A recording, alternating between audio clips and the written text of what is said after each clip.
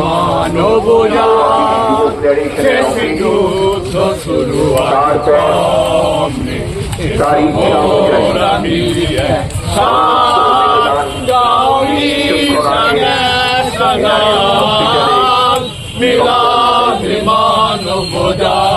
আমরা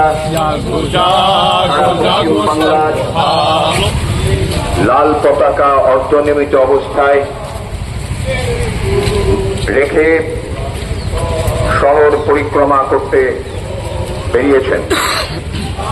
আমরা তার স্মৃতির প্রতি গভীর শ্রদ্ধা জানাচ্ছি। প্রদান করা সম্পন্ন হয়েছে। সারা রাজ্যের সঙ্গে সঙ্গে আমাদের বহরমপুর শহরেও অগণিত মানুষ তার প্রতি শ্রদ্ধা জানাতে পথে নেমেছেন।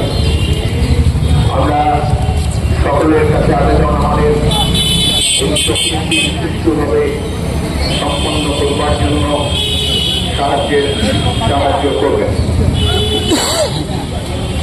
বন্ধুগণ, মহান কমিউনিস্ট নেতা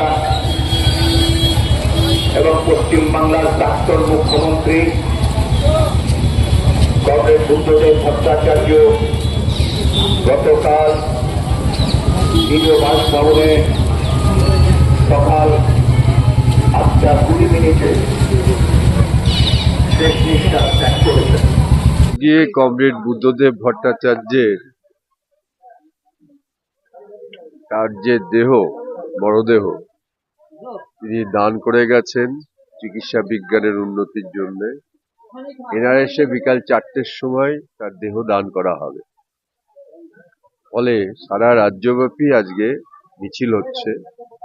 আমরাও সেই মিছিল সংগঠিত করছি, আমরা বেরোবো।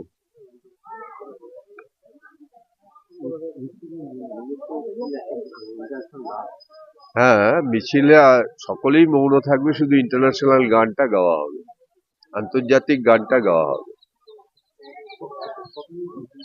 হ্যাঁ, মিছিলটা এখান থেকে কালেক্টরেটে মোড়ে গিয়ে তারপরে ঘুরে এসে বাস স্ট্যান্ডেও যেতে পারে, আবার সোজাও চলে যেতে পারি। এখনো আমরা ফাইনাল করে নিই।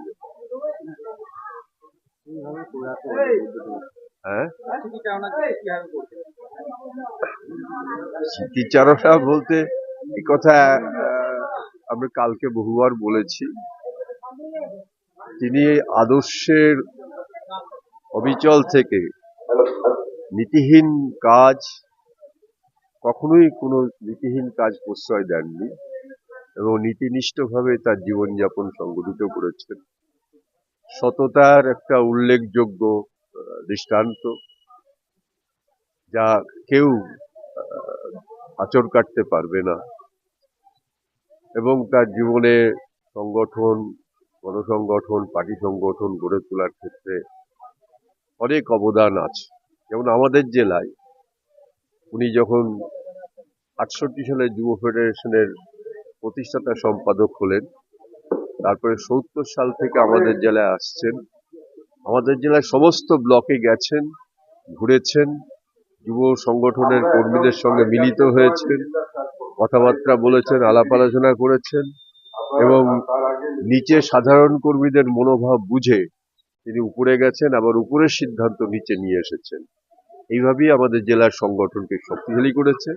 তিনি আমাদের জেলার পার্টির দায়িত্বে ছিলেন, পার্টি সংগঠন দেখার প্রশ্ন তিনি বারে বারে এসেছেন এবং আমাদের জেলায় যেহেতু বামফ্রন্ট সরকার থাকাকালীন সময়েও একটা সন্ত্রাস কবলিত ছিল, তাই সেই সময় উনি আসতেন, ঘন ঘন আসতেন এবং আমাদের পরামর্শ দিতেন।